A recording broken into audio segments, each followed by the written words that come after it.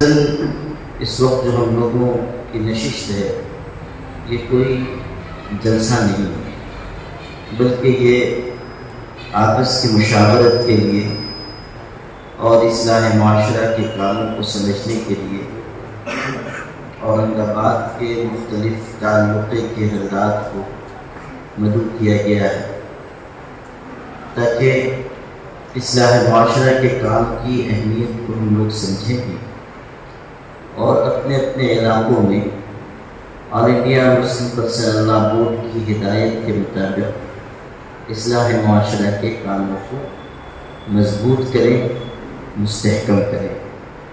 بحمد اللہ یہاں ابھی کئی علماء کرام کی اچھی گفتگو ہوئی۔ مجھے افسوس ہے کہ میں اپنی حالت کی وجہ سے ان حضرات کی گفتگو سننے سے محروم رہا، لیکن آپ حضرات نے استفادہ کیا۔ اللہ تعالیٰ ان حضرات علماء کرام کو جزائے خیر نصیب فرمائے۔ اصلاح معاشرہ کے سلسلے میں جو گفتگو ان حضرات نے فرمائی ہے انشاءاللہ وہ کافی ہوگی۔ البتہ 3 بنیادی باتیں میں عرض کرتا ہوں، اس کے بعد اصلاح معاشرہ کمیٹی کے کام کرنے کے طریقے پر کچھ روشنی ڈالی جائے گی، پھر آپ حضرات اگر کوئی مشورہ دینا چاہیں تو ارشاد فرمائیں۔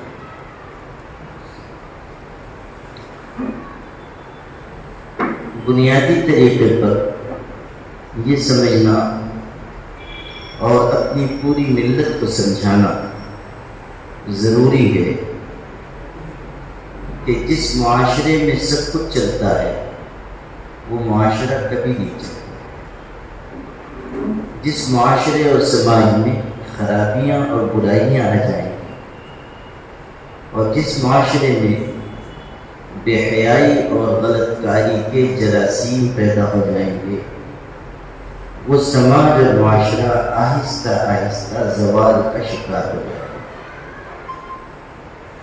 جو قومیں اس دنیا میں عروج تک پہنچی اور اس کے بعد زوال کا شکار ہوئی، اگر آپ ان کی تاریخ پر نظر ڈالیں گے تو آپ کو پتہ چلے گا کہ عروج کے بعد زوال کا واحد سبب ان قوموں کے اندر پایا جانے والا بگاڑ تھا۔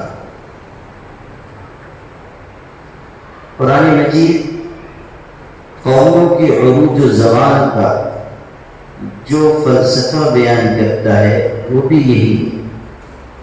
ضرب اللہ مثلا قریۃ كانت آمنة مطمئنة يأتيها رزقها رغدا من كل مكان فكفرت بأنعم الله فأذاقها الله لباس الجوع والخوف بما كانوا يصنعون۔ ارشاد ہوا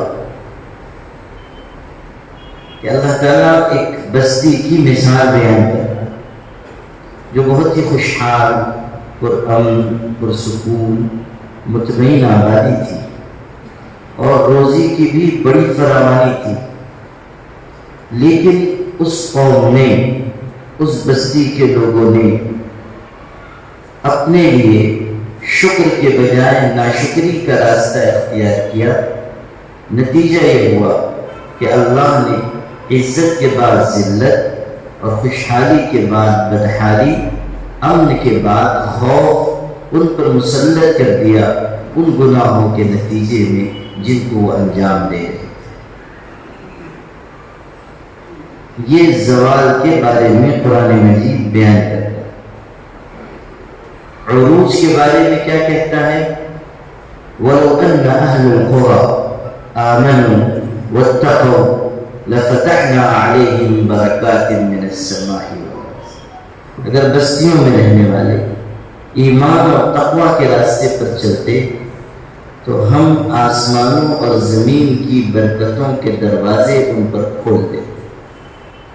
بنو امیہ کے خزانے میں ایک ڈبی تھی جس کو بہت اہتمام سے رکھا گیا تھا، اس کے اندر کھجور کی گٹھلی کے برابر اناج کے دانے تھے، گیہوں چاول کے، کھجور کی گٹھلی کے برابر دانے تھے.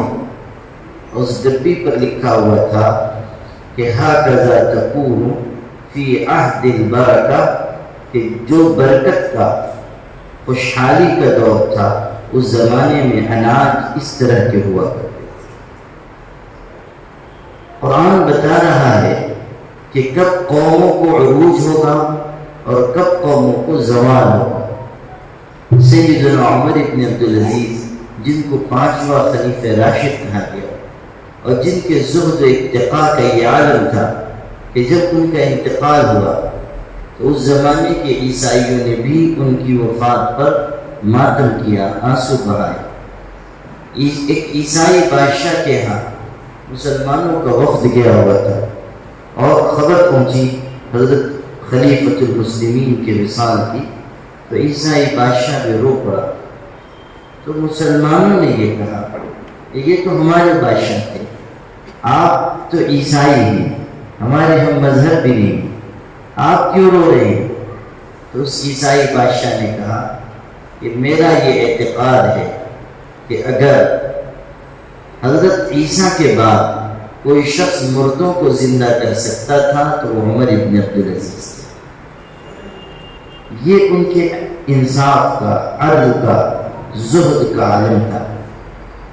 آدھی سے زائد دنیا کا حکمراں ہے، لیکن جب زہر دیا گیا اور لوگ عیادت کے لیے آ رہے تھے، مسلمہ ابن عبد الملک جو ان کے برادر نسبتی تھے وہ آئے.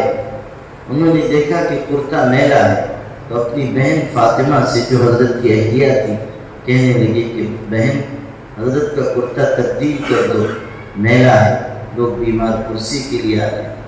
تو وہ رو پڑی اور انہوں نے کہا قسم بخدا اس کرتے کے علاوہ دوسرا کرتا حضرت کے پاس موجود نہیں. یہ شخص ہے جس کو اللہ نے دنیا میں حکمرانی کی کنجی عطا کی. یہ بہت آسان ہے کہ کسی انسان کو خوشحالی نہ ملے اور پھر وہ قناعت کی زندگی گزارے، لیکن یہ بہت مشکل ہے کہ کسی انسان کو عروج اور بلندی اور حکمرانی اور اقتدار ملے اور پھر وہ اس طرح زہد کی اور دنیا سے بے رغبتی کی زندگی گزارے. یہی حضرت سیدنا عمر ابن عبدالعزیز ہیں جو اپنے گورنروں کو خط لکھتے تھے. یہ بات آپ کو سنانی تھی. اپنے گورنروں کو خط لکھتے تھے تو اس میں یہ بات تحریر فرماتے کہ دیکھو ہمارا غلبہ ہمارے دشمنوں پر فوج، سپاہ، اسلحہ یا لشکر کی وجہ سے نہیں ہے. ہمارا ان پر غلبہ اچھے اعمال اور گناہوں سے بچنے کے سبب ہے. جب ہم اور ہمارے دشمن گناہ میں برابر ہو جائیں گے تو یاد رکھنا اللہ ہمارے دشمنوں کو ہم پر مسلط کر دے گا. آج جو ہم بے بسی کے شکار ہیں یہ اس وجہ سے کہ ملت نافرمانی اور گناہ کے راستے پر چل رہی ہے. طاعت اور عبادت میں کمی آ رہی ہے. کہیں عبادت ہے تو معاملات کی صفائی نہیں، کہیں معاملات صاف ہیں تو معاشرت اچھی نہیں، کہیں معاشرت ٹھیک ہے تو اخلاق بہتر نہیں. کسی نہ کسی حصے میں خامی ہے، کمزوری ہے، بے حیائی دن بدن بڑھ رہی ہے. ابھی میں ایک صورت گیا ہوا تھا 3-4 دن پہلے ہی، میں 8-10 دن کی سفر سے واپس ہوا ہوں. گجرات کے مختلف علاقوں کا دورہ تھا. وہاں صورت کے لوگوں نے باضابطہ ہمارے مولانا فضل الرحیم صاحب مجددی کو موبائل لا کر پروفائل بتائے مسلمان عورتوں کے، لڑکیوں کے، کہ جو دعوت دے رہی ہیں کہ جس کسی کو بدکاری کرنا ہو وہ ہم سے رابطہ قائم کرے. مسلمان عورتیں، ان کی شناخت مسلمانوں کی ہے، ان کی پہچان اسلام کے نام سے ہے، لیکن علل اعلان وہ گناہ اور بدکاری کی دعوت دے دیتے. یہ صورتحال ہمارے سماج اور معاشرے میں صرف بے حیائی نہیں، اب تو بے حیائی سے آگے بڑھ کر ارتداد کے دروازے کھل گئے. کتنی بچیاں مرتد ہو رہی ہیں. ہو چکی ہیں، ہو رہی ہیں، کتنوں کے ایمان خطرے میں ہیں۔ ہمارے پاس ان کو بچانے کا کیا انتظام ہے؟ ہم ان کے لیے ایمان کے دائرے میں باقی رہنے کی کیا کوششیں کر رہے ہیں؟ ہزاروں مسلمان بچے وہ مرتد ہو چکی، سمجھایا جاتا ہے گھر والوں کو تو بہت سے گھروں سے بھی ایسا جواب ملتا ہے کہ جس سے اندازہ ہوتا ہے کہ ہمارا سماج بہت ہی بری طرح اخلاقی بحران کا شکار ہے۔ پونا میں ہمارے بعض ساتھی جو اصلاح معاشرہ کا کام کر رہے ہیں وہ ایسے گھروں تک پہنچے کہ جن کے یہاں کی بچیوں نے غیر مسلموں سے شادی کی درخواست دے دی سمجھانے کے لیے، تو ایک جگہ سے جواب ملا کہ ہم تو فری مائنڈیڈ لوگ ہیں، ہمیں اس کی پرواہ نہیں کہ ہماری بچی کس کے ساتھ شادی کرنا چاہتی۔ ایک گھر سے جواب ملا اور ماں سے ملاقات ہوئی، ماں نے کہا کہ اس میں کون سی غلط بات ہے، میں نے تو خود ایک دلت سے شادی کی۔ اوپر سے معاملہ خراب ہے۔ آپ اندازہ کیجئے کہ ہمارے سماج میں ہوگا، ہم مطمئن نہ رہیں کہ ہمارے آس پاس سب ٹھیک ہے، یا ہماری مسجدوں میں لوگ نماز پڑھ رہے ہیں تو ہم سمجھیں کہ الحمدللہ مسلمان نمازی ہیں، مسلمان اچھی زندگی گزار رہے ہیں۔ ایک علاقے میں میرا جانا ہوا، میں نام نہیں لینا چاہتا، لوگوں نے وہاں بتایا کہ ہمارے یہاں جو مسلمان لڑکیاں دوسروں سے تعلق رکھ رہی ہیں ان کے ماں باپ ان کو ترغیب دے رہے ہیں کہ تم انہی کے ساتھ چلی جاؤ، اس لیے کہ ان کی شادی کا انتظام ان کے پاس نہیں ہے، تو یہ چاہتے ہیں کہ یہ ان کے ساتھ بھاگ کر چلی جائے تاکہ ہم کو انتظام نہ کرنا ہو، ترغیب دے دیں، ماں باپ کہہ رہے ہیں۔ یہ بھی بہت سنگین بات ہے کہ جو اسباب ہیں اس پر بھی ہم کو نظر کرنی ہوگی۔ صرف یہ معاملہ نہیں ہے کہ بے حیائی کے راستے سے ارتداد آ رہا ہے، غربت کے راستے سے بھی آ رہا ہے، افلاس کے راستے سے بھی آ رہا ہے، رسم و رواج کی زیادتی کی وجہ سے بھی آ رہا ہے، جہیز کے لین دین کی وجہ سے بھی آ رہا ہے۔ ہمارے سماج میں جو مزاج بن رہا ہے اس مزاجی ساخت کی وجہ سے بھی یہ تکلیف پیدا ہو رہی ہے۔ پونا میں گیا ہوا تھا، وہاں کسی ارتداد کے موضوع پر جلسہ ہوا، بہت سارے لوگ آئے ہوئے تھے۔ اس کے بعد پونا کالج کے ایک پروفیسر اس سے ملنے کے لیے آئے، مسلمان، وہ کہنے لگے کہ آپ نے بہت اچھا کیا، اس موضوع پر گفتگو ہوئی، آپ کو میں ایک واقعہ سنانا چاہتا ہوں۔ میں نے کہا سنائیے۔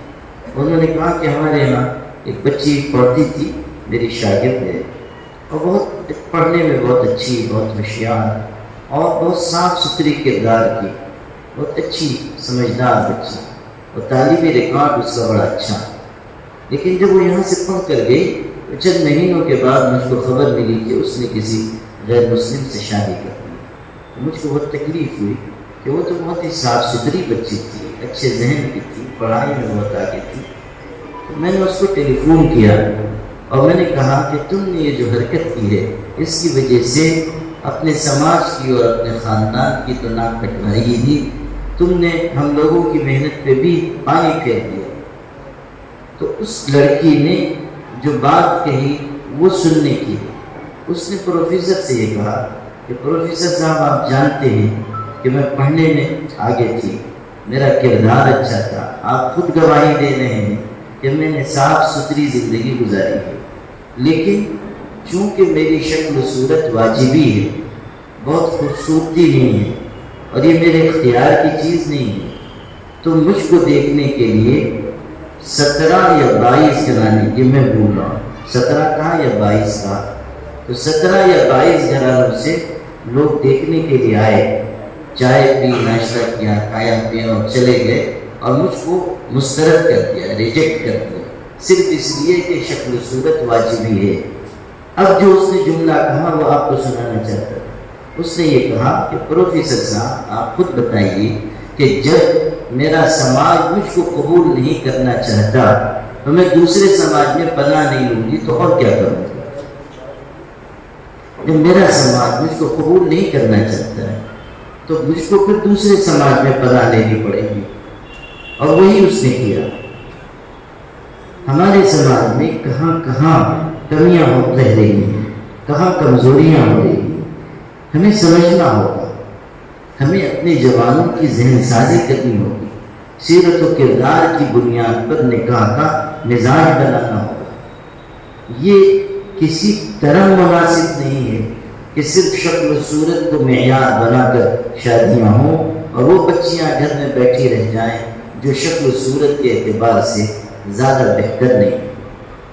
ان کی سیرت اچھی، ان کا کردار اچھا، ان کے اخلاق اچھے، ان کا رہن سہن بہتر، ان کی معاشرت عمدہ، ان کے اندر ہنر بہترین، ان کی تعلیم بہترین، لیکن صرف اس لیے کہ شکل و صورت واجبی ہے کوئی ان کو قبول کرنے کے لیے تیار نہیں ہے۔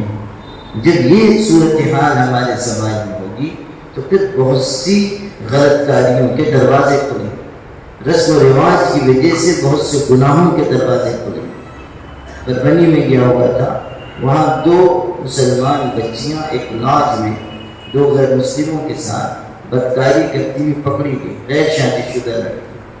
تحقیق کی گئی تو یہ پتہ چلا کہ ان کی ایک چچا زاد بہن ہے جو ان سے عمر میں کچھ بڑی ہے، اس کی نسبت کہیں طے ہوئی تھی، شادی کہیں طے ہوئی تھی، اور باپ فالج زدہ تھا، بیمار بستر پر۔ جہاں نسبت طے ہوئی تھی سسرال والوں نے یہ کہا کہ جب تک مہاراجہ پلنگ جہیز میں نہیں ملے گا ہم اس کو بیاہ کرنے نہیں دیں گے۔ اب باپ انتظام نہیں کر سکتا، لوگوں کے آگے ہاتھ پھیلایا گیا، کوئی مدد کے لیے تیار نہیں ہوا۔ نتیجہ یہ نکلا کہ ان دونوں بہنوں نے یہ طے کیا کہ ہم جسم بیچیں، پیسے جمع کریں اور اپنی بہن کو مہاراجہ پلنگ جہیز میں دے کر رخصت کریں، جب اس کی شادی ہوگی تب ہم دونوں کی شادی کی گنجائش پیدا ہوگی، تب ہمارے لیے شادی کا امکان پیدا ہوگا۔ آپ غور کیجیے کہ یہ ہمارے آس پاس ہو رہا ہے۔ شادی بیاہ کی تقریبات میں کتنی فضول خرچی ہو رہی، کتنی فضول خرچی ہو رہی۔ ابھی مولانا مفتی محمود باٹولی صاحب جو ہماری اصلاح معاشرہ کمیٹی گجرات کے کنوینر ہیں، انہوں نے مجھ کو بتایا کہ مجھ کو ابھی قریب میں کسی مالدار شخص کے ہاں سے دعوت نامہ آیا، شادی کا کارڈ آیا۔ کہنے لگے میں تو پہلے سمجھا کہ کوئی تحفہ ہے، اتنا موٹا تازہ صحت مند، اس کے بعد جب میں نے کھولا تو اندر سے شادی کا کارڈ نکلا۔ میں نے تحقیق کی تو پتہ چلا کہ 1800 روپے میں شادی کا ایک کارڈ چھپ رہا ہے، 1800 روپے میں شادی کا ایک کارڈ چھپ رہا ہے۔ آپ غور کیجیے کہ جو جس ملت کی غربت کے افسانے ہیں، جس کے غربت ملک کے مختلف حصوں میں اس طور پر ہے کہ بہت سے مسلمانوں کو ایک وقت کا کھانا ملتا ہے تو دوسرے وقت نہیں ملتا۔ اس امت کی غربت کا عالم یہ ہے کہ کلکتہ کی سڑکوں پر آپ جائیں گے جہاں سی کلاس کی مرسیڈیز کاریں چل رہی ہیں، 7-7, 8-8 کروڑ کی کاروں میں جہاں لوگ سفر کر رہے ہیں، اسی سڑک پر ہمارا کوئی مسلمان بھائی رکشے کا ہتھا اپنی کندھے پر رکھ کر بغیر کسی گھوڑے یا سائیکل کے توسط کے صرف اپنے کندھے پر رکھ کر پیدل چلتا ہے، اپنے جیسے دوسرے شخص کو بٹھا کر، تاکہ شام تک 60-70 روپے وہ کما سکے، اپنے بچوں کو، بھوکے بچوں کو کھلا سکے۔ آج بھی یہ وہاں اکثر و بیشتر رکشہ چلانے والے مسلمان ہیں۔ کیسی غربت ہے اس میں۔ ابھی چند دن پہلے پڑوس کے ملک کا، آپ لوگوں نے بھی سوشل میڈیا پہ دیکھا ہوگا، پڑوس کے ملک میں ایک گنجان مسلم آبادی والے علاقے میں، بھرے پورے محلے میں، ایک غریب مفلس شخص نے فاقے سے مجبور ہو کر اپنے 4.5 سال کے بچے کو اپنے گھر کی دیوار میں ایک کھیلا ٹھوک کر، رسی لٹکا کر اس بچے کو پھانسی دے دی، اور اس کی تصویریں سوشل میڈیا پہ آئی ہیں۔ معصوم شکل و صورت ہے، باپ کے ہاتھ مر کے دنیا سے گیا ہے، صرف فاقے کی وجہ سے مجبور ہو کر باپ نے اپنے بیٹے کو سولی دے دی۔ میں نے جب تصویر دیکھی تو بے اختیار مجھ کو یہ خیال ہوا کہ اتنی بڑی ملت ہے، اتنے سرمایہ دار لوگ ہیں، اتنے سارے پیسے فضول خرچ ہو رہے ہیں، قیامت کے دن وہ ننھی جان اگر فریاد کرے کہ اس ملت کے پاس اتنا کچھ ہونے کے باوجود مجھے اپنے ہی باپ کے ہاتھوں ایسی دردناک موت نصیب ہوئی جس کا قصوروار اور مجرم کون ہے، اور ہمارے خلاف فریاد کی گئی، تو ہم اللہ کی بارگاہ میں کیا جواب دے سکیں گے؟ ہم اللہ کے ہاں کیا کہہ سکیں گے؟ ہم اللہ تعالیٰ کی بارگاہ میں کیا عذر پیش کر سکیں گے؟ خدمت کا کوئی اجتماعی نظام نہیں بنا پا رہے ہیں، بھوکوں کو کھلانے کا کوئی نظام نہیں بنا پا رہے ہیں، بن بیاہی بچیوں کے نکاح اور شادی کا کوئی نظام نہیں بنا پا رہے ہیں، جہیز کی لعنت کو ہم ختم نہیں کر پا رہے ہیں۔ ایک طرف اتنی غربت ہے اور دوسری طرف مختلف شوق پر، ارمانوں پر، تمناؤں پر، چاہتوں پر خرچ کیا جا رہا ہے، لاکھوں لاکھ روپے فضول برباد کیے جا رہے ہیں۔ ہمارے حضرت رحمۃ اللہ علیہ نے ان کو سنایا تھا اور اپنی کسی تقریر میں بھی فرمایا تھا کہ میرٹھ میں کئی سال پہلے میرٹھ میں کسی صاحب نے جو داڑھی والے مسلمان تھے، انہوں نے اپنی بیٹی کی منگنی کی تقریب پر 5 کروڑ روپے خرچ کیے۔ آپ غور کیجیے، صرف منگنی کی تقریب پر۔ یہ اسراف اور فضول خرچی ہمارے سماج میں، ہمارے معاشرے میں ہو رہی ہے۔ اسی لیے آل انڈیا مسلم پرسنل لاء بورڈ نے یہ تحریک بھی چلائی ہے کہ نکاح کو سادہ اور آسان کیا جائے، سادگی کے ساتھ کیا جائے، کم خرچ والے نکاح۔ اور اللہ کا کرم ہے، میں اللہ کا جتنا شکر ادا کروں کم ہے کہ پچھلے 7-8 مہینے کی مدت میں اللہ تعالیٰ کے کرم سے، اس مہم کی برکت سے سینکڑوں نکاح سادگی کے ساتھ، کم خرچ کے ساتھ ہو چکے ہیں۔ مختلف علاقوں سے خبریں مل رہی ہیں، اچھے خاصے مالدار لوگوں کے یہاں بھی سادگی سے نکاح کی تقریب ہو رہی ہے، جس سے یہ حوصلہ ملتا ہے کہ اگر ہم اخلاص کے ساتھ، سلیقے کے ساتھ محنت کریں گے تو اللہ تعالیٰ اس کے نتائج ضرور ظاہر کرنا ہے۔ خبریں مل رہی ہیں اور حوصلہ افزا کارگزاریاں سامنے آ رہی ہیں۔ کتنے مسلمان ہیں جو اخراجات کم کر کے وہی پیسے بن بیاہی بچیوں کے شادی کی تقریب کے لیے لگا رہے ہیں۔ کتنے لوگ ہیں جو کئی قسم کے کھانے بنانے کے بجائے ایک قسم کا کھانا بنا کر بقیہ رقم کسی رفاہی سماجی کام میں خرچ کر رہے ہیں۔ یہ ذوق بن رہا ہے، محنت ہو رہی ہے تو نتیجہ آ رہا ہے۔ اللہ کے فضل و کرم سے یہ مہم پورے ملک میں مضبوطی کے ساتھ چلی اور چل رہی ہے، لیکن اب ملت بہت بڑی ہے اور ہمیں بحیثیت خیر امت کے اپنے ہر بھائی کے پیغام پہنچانا ہے۔ خود سنورنا ہے، دوسروں کو سنوارنا ہے، خود بننا ہے، دوسروں کو بنانا ہے، خود صحیح راہ پر آنا ہے، دوسروں کو صحیح راہ پر لانا ہے۔ یہی آل انڈیا مسلم پرسنل لاء بورڈ کی اصلاح معاشرہ کمیٹی کا نچوڑ ہے، یہی اس کا پیغام ہے، یہی اس کی دعوت ہے۔ میرے بھائیوں، جو زندگی گزارنے کا نظام ہمیں ملا ہوا ہے، دنیا کی کسی قوم کے پاس نہیں ہے۔ ہمارے پاس سماج کو پاکیزہ منظم کرنے کا جو طور طریقہ ہے، دنیا کی کسی قوم کے پاس نہیں ہے۔ عروج کے اور بلندی کے جتنے ذرائع ہو سکتے ہیں وہ سب اللہ نے ہمیں عطا کیے ہیں۔ آپ کو میں ایک واقعہ سناؤں، سچا واقعہ۔ چین پسماندگی کے شکار تھا، وہاں جو اقتدار تھا اس کے خلاف وہاں کے کچھ لوگوں نے آواز بلند کی، بغاوت کی، اور اس انقلاب کا سرخیل جو ہے وہ ماؤ زیدونگ تھا، وہ جو بعد میں چین کا سربراہ ہوا اور اس نے چین کو بڑی ترقیات سے مالا مال کیا، اور چند سالوں میں پورے ملک میں اس نے ایک تبدیلی، ایک عجیب و غریب تبدیلی برپا کی۔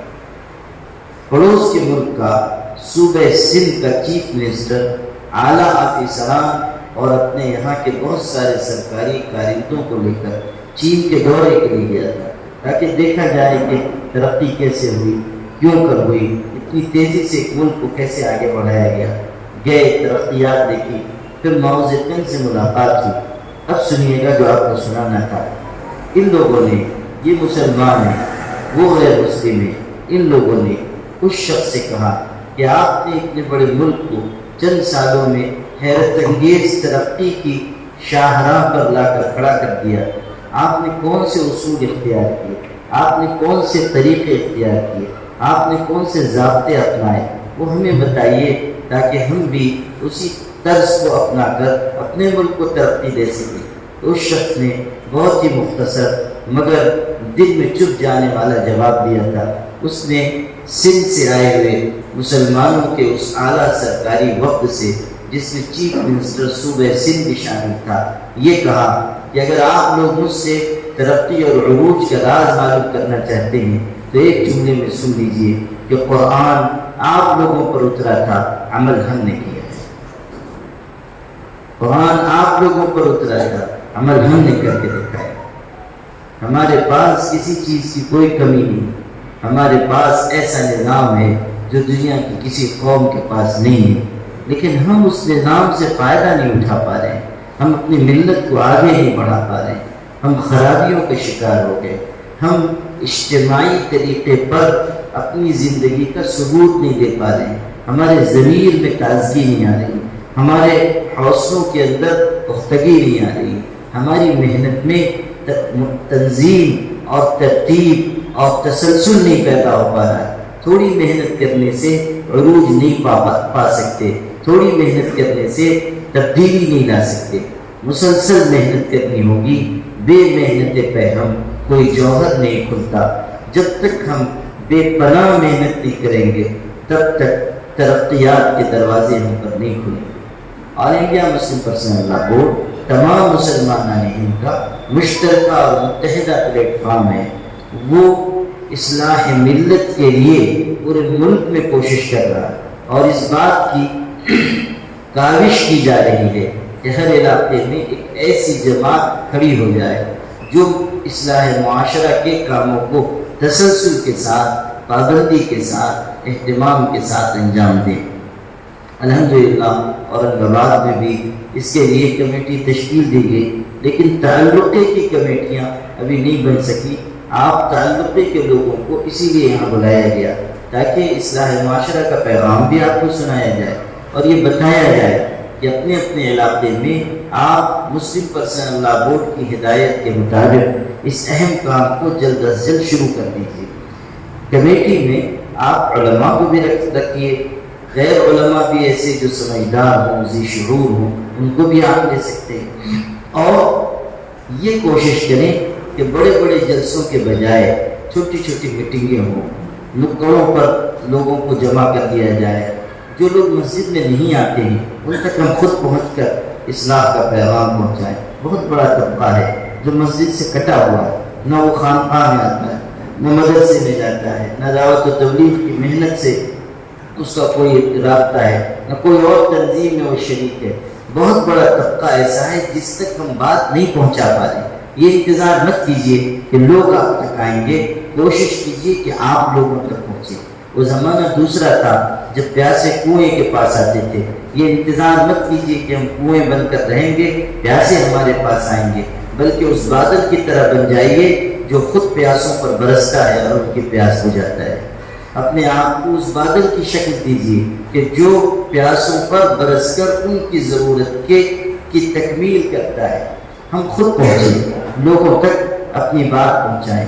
کوئی خاص برائی اگر ہمارے سماج میں پھیل رہی ہے تو اس کے خلاف پورا ایک عشرہ، ایک ہفتہ منائیں کہ ایک ہفتے تک اسی موضوع پر تقریریں ہوں، مسجدوں میں بھی، مسجدوں کے باہر بھی مضامین لکھے جائیں، چھوٹی چھوٹی تحریریں شائع کی جائیں۔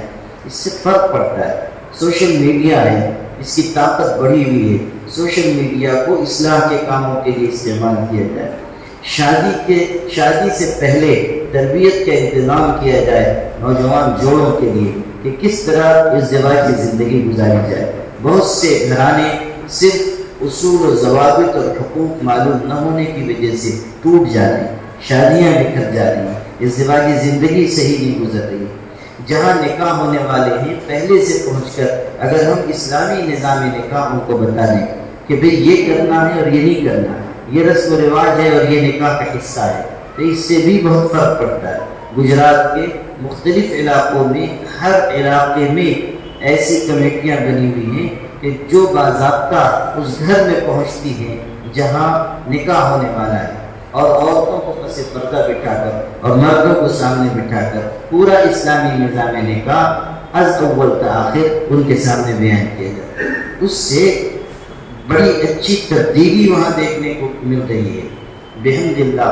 وہاں نکاح جتنی سادگی سے اور آسانی سے ہو رہا ہے شاید ملک کے دوسرے حصوں میں اس کی مثالیں کم ملیں گی۔ یہ ایک ترتیب بنائی گئی، ایک محنت کا نظام بنایا گیا، اس کے نتائج الحمدللہ ظاہر ہو رہے ہیں۔ اسی طرح ہم یہ بھی کوشش کریں اصلاح معاشرہ کمیٹی کے ذریعے کہ عورتوں پر زیادہ محنت کی جائے۔ عورتوں میں برائیاں زیادہ آ رہی ہیں، رسم و رواج پر ان کا جماؤ زیادہ ہے۔ نکاح کی اکثر و بیشتر رسمیں صرف اور صرف عورتوں کی ضد کی وجہ سے، ان کے اصرار کی وجہ سے باقی ہیں۔ اس لیے عورتوں پر محنت کرنا بہت ضروری ہے۔ مرد تو مسجدوں میں بھی آ جا رہے ہیں، مرد جلسوں میں بھی شریک ہو جا رہے ہیں، لیکن عورتوں کا مجمع بہت حد تک دین کی باتیں سننے سے محروم رہ رہا ہے، جس کا نتیجہ یہ نکل رہا ہے کہ ان کے اندر برائیاں بہت تیزی سے داخل ہو رہی ہیں اور رسم و رواج پر ان کے اندر جمع ہو جاتا ہے۔ اس لیے عورتوں کے الگ الگ اجتماعات ہو، اورنگ آباد ہے، کئی زون میں اس کو تقسیم کر دیجیے، ہر زون میں ہر ہفتے کہیں عورتوں کا اجتماع ہو اور عورتوں کو خاص طریقے پر مخاطب کیا جائے۔ یہ نہ ہو کہ بلا لیا گیا جلسے میں اور مرد بھی ہیں اور عورتیں بھی ہیں اور ساری گفتگو ہو رہی ہے مردوں ہی کو خطاب کر کے، ساری باتیں بیان کی جا رہی مردوں ہی کو خطاب کر کے، اور بیچاری عورتیں جو ہیں وہ سم بکم عمیون بیٹھی ہوئی ہیں اور وہ سمجھتی ہیں کہ بس برکت کے طور پہ آواز سن لیجیے اور پھر واپس چلے جائیے۔ یہ ٹھیک نہیں۔ ان کو، خواتین کو خاص طریقے پر مخاطب کر کے ان کے جو مسائل ہیں وہ بتائے جائیں، ان کی جو کمیاں ہیں وہ بتائی جائیں، ان کی جو کمزوریاں ہیں وہ بتائی جائیں، ازدواجی زندگی کیسے گزاری جائے بتایا جائے، اولاد کی تربیت کیسے کی جائے بتایا جائے۔ اسی طرح مکاتب کے نظام کو مستحکم کرنا ہوگا۔ اب جو یلغار ہم پر ہو رہی ہے اس کی وجہ سے صرف برائیاں نہیں پھیلیں گی، اس کی وجہ سے مسلمانوں کی صفوں میں کفر و شرک پھیلے گا اور ارتداد پھیلے گا، ذہنی ارتداد، فکری ارتداد، عملی ارتداد۔ اس کا مقابلہ اگر ہم کر سکتے ہیں تو مکاتب کے نظام کو منظم اور مستحکم بنا کر سکتے ہیں۔ یقین مانیے جو نئی تعلیمی پالیسی آئی ہے اس کے اندر اتنے مضر حصے ہیں کہ جب وہ قومی تعلیمی پالیسی نافذ ہو جائے گی تو اپنے بچوں کو عقیدہ صحیحہ پر قائم رکھنا، توحید پر قائم رکھنا بہت مشکل ہو جائے گا۔ آپ یہ نہیں کہہ سکتے مسلمانوں سے کہ اسکولوں میں مت بھیجیے، وہ اسکولوں میں بھیجیں گے اور وہاں ان کو وہ نصاب و نظام کا، اس نظام و نصاب کا سامنا کرنا ہوگا جس کے اندر شرک و کفر کی چیزیں موجود ہوں گی۔ اس سے ہم کس طرح بچا پائیں گے اپنے بچوں کو؟ اس کا نظام ہوگا مکاتب کے ذریعے۔ مکاتب میں صرف قاعدہ نہ پڑھایا جائے، صرف ناظرہ نہ پڑھایا جائے، بلکہ توحید اور رسالت کی عظمت کا نقش ہر بچے اور بچی کے دل پر ثبت کیا جائے، یہ ضروری ہے۔ ہر بچے اور بچی کو ہم بچپن ہی میں مکتب کے ذریعے دین و ایمان پر پختہ کریں، مکاتب میں مضبوط نظام ہو، مضبوط نصاب ہو اور ایک مسلسل محنت کا لاہ عمل بنایا جائے، اس سے بھی انشاءاللہ بہت مدد ملے گی۔ عالمیہ مسلم پرسنل بورڈ کے جو کرنے کے کام ہیں اصلاح کے، اس پر مشتمل ایک تحریر بھی میں نے تیار کی ہے، وہ تحریر انشاءاللہ آپ حضرات کو دے دی جائے گی۔ اسی طرح اس تحریر کے مطابق بھی آپ کاموں کو بڑھائیے اور جو آسان اور مسکون نکاح مہم چل رہی ہے اس کو بھی اپنے اپنے علاقے میں آپ حضرات آگے بڑھانے کی بھرپور محنت کیجیے۔ یہ چند باتیں میں نے اپنی ذمہ داری سمجھ کر عرض کر دی ہیں، انشاءاللہ یہ مفید ہوں گی۔ اب آپ حضرات میں سے اگر کسی کو اس سلسلے میں مشورہ دینا ہو تو آپ حضرات مشورہ دے سکتے ہیں۔ اس سے پہلے آپ جتنے علاقوں کے حضرات یہاں آئے ہیں، آپ حضرات اس بات کا عزم کیجیے کہ انشاءاللہ اپنے اپنے علاقے میں ان کمیٹیوں کو بنا کر مضبوطی کے ساتھ ان کو آگے بڑھائیں گے، کریں گے انشاءاللہ۔ اور یہاں سے جاتے ہی آپ لوگ اس محنت میں لگ جائیں۔ یہاں پر مولانا عبدالشکور صاحب بھی تشریف رکھتے ہیں، مولانا محفوظ الرحمان صاحب ہیں، مولانا صدر الحسن صاحب تشریف رکھتے ہیں اور ہمارے شیخ شفیق صاحب ہیں۔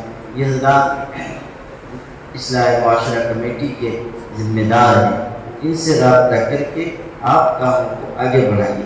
مولانا نصر اللہ خان رحمانی صاحب کو میں نے ذمہ داری دی ہے کہ اس پورے علاقے میں اصلاح معاشرہ کے کاموں کو منظم کریں، آپ ان سے بھی رابطہ کر سکتے ہیں اور کمیٹی کے قائم کرنے کی حد تک محدود نہ رہیے، بلکہ پہلے دن سے کاموں کو شروع کر دیجیے، تھوڑا ہو یا زیادہ ہو، ہمیں اچھی نیت سے کام شروع کر دینا چاہیے۔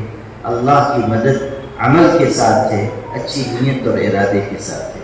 تو اس لیے آپ سب حضرات جو تعلقے کی ہیں وہ اس کی کوشش کریں کہ اپنے اپنے علاقے میں آپ حضرات نہ صرف یہ کہ کمیٹی قائم کریں گے بلکہ اس کو محنت کے ساتھ تسلسل کے ساتھ آگے بڑھائیں گے۔ اللہ پاک آپ سب کو اجر عظیم عطا فرمائے۔